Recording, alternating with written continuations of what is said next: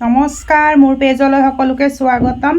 আৰু দুপৰীয়া ৰান্ধিবলৈ আহিছে এইবিলাক চাওক, চব হেৰি কৰি লৈছোঁ, কাটি লৈছোঁ চব্জি তবজি। ইফালে মাছো ভাজি আছোঁ, ইফালে চাওঁ মাছৰ কণী হালধি নিমখ লগাই আৰু ইফালে স্কুলত গৈছিলোঁ আৰু মই এইবিলাক তৰকাৰী একো খোৱা নাই দিয়কচোন।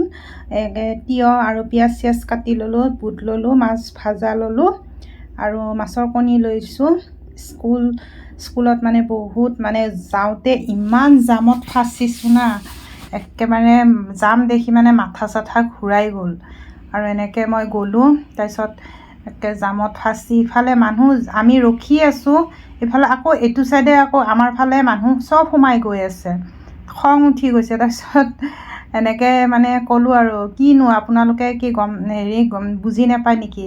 মানুহ ইমান জামত ফাঁচি আছে, আকৌ এইটো ৰাস্তাৰে চব সোমাই দি আছে, আপোনালোকে সিফালে যাব লাগে ন। এনেকৈ মই চিঞৰিলোঁ অলপমান। তাৰপিছত আকৌ পুলিচে হেৰি কৰিলে, আকৌ সিফাল কৰি দিলে, ওৱান ৱে কৰি দিলে। তাৰপিছত বাপৰে বাপ, কোনো মতে স্কুল গৈ পাইছোঁ। স্কুল ছুটি হৈ পেলাই ছোৱালী বহি আছে। তাৰপিছত গৈ পালোঁ, তাৰপিছত স্কুলৰ পৰা আহিলোঁ, ভাগৰি গৈছোঁ। ইমান জামত ফাঁচিব লাগে আজিকালি, বাপৰে বাপ।